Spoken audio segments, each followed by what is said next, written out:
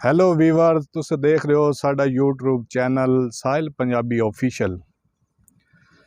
जितने भी वीवर नवे हैं उन्होंने अगे गुजारिश है साडे चैनल सबसक्राइब कर दें, नाल बैल नूं भी जरूर प्रेस कर दें ताकि हर नवी आने वाली वीडियो का नोटिफिकेशन वसूल हो जाए। और एक नज़म है आकिब सतियानवी साहब की, बहुत ही प्यारी नज़म है। किस्सा बादशाह ते पक्खी वास दा। एक बादशाह आई, वो बहुत वड्डी सल्तनत का मालिक आई। उसकी रियासत का एक असूल आई कि उसकी इजाजत तो बगैर ना कोई बंदा उनके एरिए च आ सकता ही ना कोई जा सकता ही। पक्षीवास जेडे होंगे ने आप बड़े वड्डे बादशाह होंगे। इन्हों का जिथे दिल करता उत्थे पक्षी ला लैंदे, जिथे दिल करता उत्थे पुट लैंदे। इन्होंने बादशाह की रियासत के पक्षियां लाइया, बादशाह को कोई इल्म नहीं। बादशाह अपने वजीर मुशीरा कहता शिकार ते जाना, तैयारी करो जी। वजीर मुशीरा ने तैयारी शुरू की। जनाब जी तैयारी करके जो जंगल देख जाते हैं वेखते हैं तो दूरों पक्षियां लगी हुई नज़र आनियां। जो बादशाह पक्षियां वेखदा गुस्सा होंदा, वजीर को पुछदा है साडी इजाजत तो बगैर पक्षियां किने लाइयां। वजीर कहना जी मैंने कोई इल्म नहीं। बादशाह पहले उन्होंने तरफ जा रहा होंदा गुस्से नाल। जब पक्षियां के नज़दीक पहुंचता एक पक्षियां का शहजादा पक्षियां चों बाहर आंदा। बादशाह की जदों पक्षी वास्ते नज़र पौंदी, बादशाह उत्थे कदम रोक देंदा। पहले गुस्से नाल जा रहा होंदा, फिर प्यार नाल जांदा, जाके कहंदा जनाब मैं सल्तनत दा बादशाह, ये सारी रियासत मेरी है। पक्षीवास अपनी हैसियत के मुताबिक उन्होंने बिठाते, बिठा के उनको पानी शानी पुछते हैं।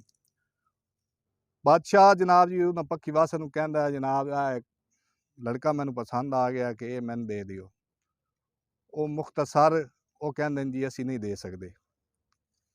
बादशाह काफ़ी तकरार करता, तकरार करन तो बाद बादशाह मुख्तसर कहंदा जनाब जी मेरे को जागीरदार दा हिस्सा लै लो, एक शख्स मैनू दे दिओ। पक्षीवास लालची लोग हैं, उन्होंने पक्षियां वास वाले ने उन्हें इंज किया जायदाद दा हिस्सा लैके तो वह बंदा उन्होंने हवाले कर दिता। बाकी जी जायदाद बची बादशाह उन्हें लै आंदा शाही महल दे, शाही महल दे लिया के शाही लिबास पा के उन तख्त बिठा देंदा। तख्त बिठाने तो बाद बादशाह उसकी खिदमत करदा। पक्षीवास चंद अरसे तो बाद उस बादशाह नूं दरबार दे विच धक्के मार के बाहर कढ़ देंदा। वक्त की तकदीर दा करना ऐसा होंदा, बादशाह जिहड़ा है वह कासा चा लैंदा, शहर की गदाई करनी शुरू कर देंदा। बादशाह उत्थे दरबार के आ ते दस्तक देंदा कि खैरात दे। पक्षीवास बादशाह बाहर निकलदा, वो खैरात देंदा, दो कदम अगे टुरदा। पक्षीवास पिछू उन्हें आवाज़ देंदा पेने जरा पिछू वेखे ना, तेन पहले ही किसी जगह ते वेख्या। उस वक्त बादशाह का हाथ विच कासा ढांदा। बादशाह उन्हें नाल चार गल्लां करदा। और चार गल्लां केड़ियां, तवज्जो नज़म नूं पूरी सुनना। बहुत शुक्रिया, बहुत बेहतरीन नज़म लिखी हुई है, आकिब सतियानवी साहब की बड़ी मेहनत हुई है। पहली गल जिहड़ी बादशाह करदा पक्षीवास बादशाह नूं, लोकू वखरा तो कोई नूं, मेरा दिल रुबा तेरा रुतबा वधाया मेरी दोस्ती। एडा वजबन न बन अज इलाके दे विच तैनूं हाकिम सदाया मेरी दोस्ती। तेरा बचपन मेरे सामने गुजरिया, मुड़ तेरा सरापा मचलदा गया। तैथे आई है जवानी मेरे मन दे विच, तेरी चाह दा उलावा उबलदा गया। और मैं तेरी जुल्फां दे विच वलींदा गया, तेरी सिक दा समंदर उछलदा गया। तेरी तिरछी नज़र दा सहर छा गया, मेरा दिल मेरे वस विचों निकलदा गया। तू भी आमा ते आमा तेरा हर एक सजन, तन खासां च गिनाया मेरी दोस्ती। लोकू वखरा तो कोई नूं, मेरा दिल रुबा तेरा रुतबा वधाया मेरी दोस्ती।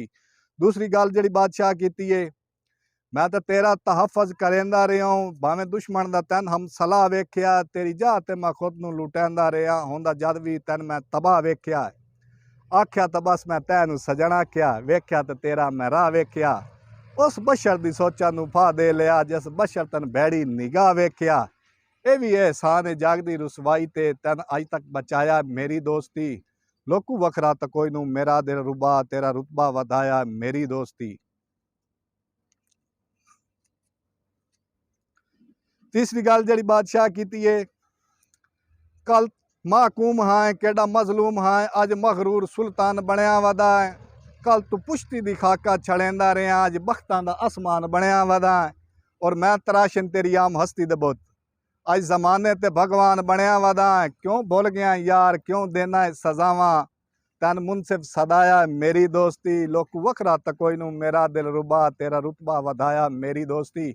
और आखिरी आखिरी शेर, मैं तो तेरे फन नू तेरी वफा समझिया हा, इस भोग च अज तक तुलींदा वदा, तेरा सांगा तगर ज़्यादा मोहताज हा, मैं हिजर दे सलाब च गुतींदा वदा। ये भी एहसान है तेरी मुहब्बत दा, जो मोया लेखे जमाने ते जींदा वदा। जिथे आके हुकूमत करेंदा रहा, उत्थे अजकल भिकारी सदींदा वदा। तेरी मासूम सूरत ते करके विसा चोण फायदा उठाया मेरी दोस्ती। लोकू वखरा तो कोई नू मेरा दिल रुबा, तेरा रुतबा वधाया मेरी दोस्ती।